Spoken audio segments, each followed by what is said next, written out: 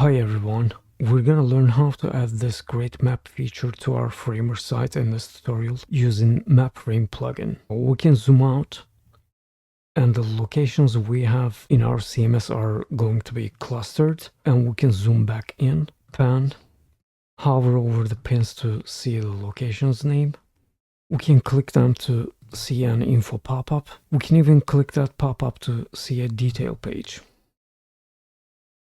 all using a CMS collection we created. You can try MapFrame for free and also can find the discount code in the description, along with the remix link for the starter file if you want to build with me. So let's get started. I created the CMS collection, which contains popular places in Istanbul. You can see its fields. Let's go back to design view, and we also have this single CMS item page. First, we're gonna add the MapFrame plugin. From the Quick Actions menu, we can just search for MapFrame. You're gonna need an account. You can try the plugin for free. We can select one of the templates here. But for this tutorial, I will click New Map and select my CMS collection. Then I will click Continue. Since our address field in CMS is one full address field, I will keep that one selected and click Continue. And the latitude and longitude field names are the same in my CMS. I don't need to change anything here. Then we're gonna see the addresses in our CMS. They look right, so we can continue. I will select Map Liberis Dark as style and hit Insert Component. As we're done placing our map on our page, we can close the plugin window. Now, like plugin says, we need to connect our map to CMS collection. So first I will drag the map component to the page, then make its width and height filled. Then I will add the CMS collection and place it on the canvas outside the page. I'm gonna click the map, drag a connection from its right to the CMS collection, and select collection. While we're at it, I'm gonna drag another connection and connect the map to our marker pop-up. Now we need to select the initial view of the map, since by default its initial view is set to London. So in the MapFrame component options, I will click Map Settings, then Initial View, paste the latitude and longitude values. Let's preview our map. Now we can see the locations in our CMS on the map, but when we click, as we haven't connected any fields to the marker pop-ups, it just shows some sample image and data, right? Now we need to connect pop-up fields to the CMS ones. So I will click Element Settings, then marker pop-up, then add next to field mapping. And since we first need the title to be mapped, I will enter title for the field. And pop-up variable also should be titled. Actually, let's check that. I will double click marker pop-up to go to its component screen, selecting unlink and replace all. We can click variables at top left to see all of the variables component has. And yes, it has a variable called title and subtitle, and it also has the image assigned to a variable, right? Now we can go back to homepage, select the map under its element settings. We can click marker pop-up, add another field for subtitle, and pop-up variable was also subtitled. And last one is gonna be for the image, right? So I will click add one last time and enter image for both of the fields. While we're at settings, we can go back, click hover pop-up, and we can enter title for the field setting to make the location title show up on hover. We can also change its font and colors here, but I'm not gonna get into that to keep the tutorial shorter. Let's preview our map, and now we can see the location name when we hover over the pins, and when we click, we see that location's info pops up, right?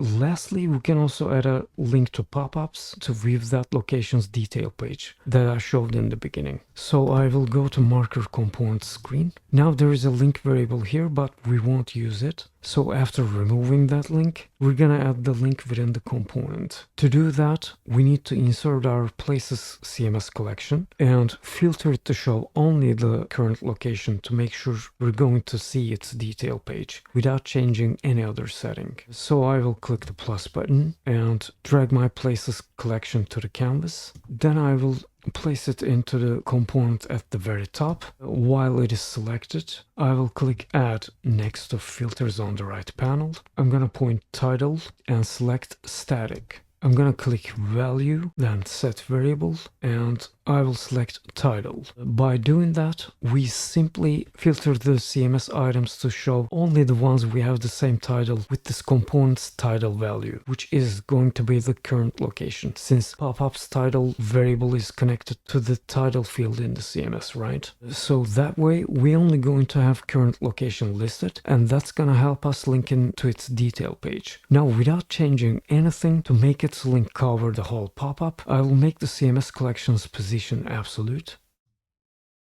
Make sure it's pinned to the top and left with 0 spacing.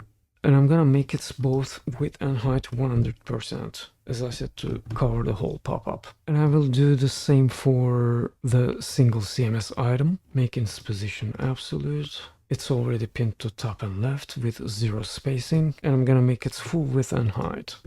Now we can hide the image and title in our CMS loop.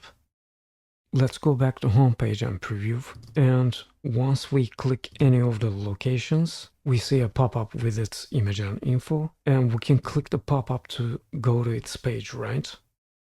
We can go back to homepage, click another location to see its detail page. Awesome. As always, I used Firefly boards to generate the visuals because I find it really easy to generate and keep the visuals organized. Let's load the prompt of the first image. You can see in the prompt I generated, I made sure the term for the style semi-flat editorial illustration and the color palette is included to keep the style and the overall look consistent. And the most interesting thing about this process was I tried many more up-to-date models. You can see some of the previous images I generated, and when we load the first one's prompt, we can see its model is Flux 1.1, and the other two were generated with the popular Nano Banana. But sometimes you don't look for the most detailed results. Let's actually load the prompt of the Hagia Sophia illustration I used again. You can see I used Firefly image 4 as model, and of course we can select any other models here if we click the model name and hover over more models. But as I said, sometimes you look for not the most detailed one. Some other model might be a better fit, like in this case. So I used Firefly image 4 as I said for all of the visuals. By the way, as you see, if you have a CC subscription, you have unlimited access to some models, including this one. Thanks to MapFrame plugin and high quality visuals, we are able to create this great interactive map experience in Framer, right? As you see, it's really easy to use and customize. You can try it for free, and I will also leave a discount code in the description as I said. And that wraps up our tutorial. I hope you liked it. If you don't want to miss upcoming ones, subscribe, turn on notifications, and see you in the next one.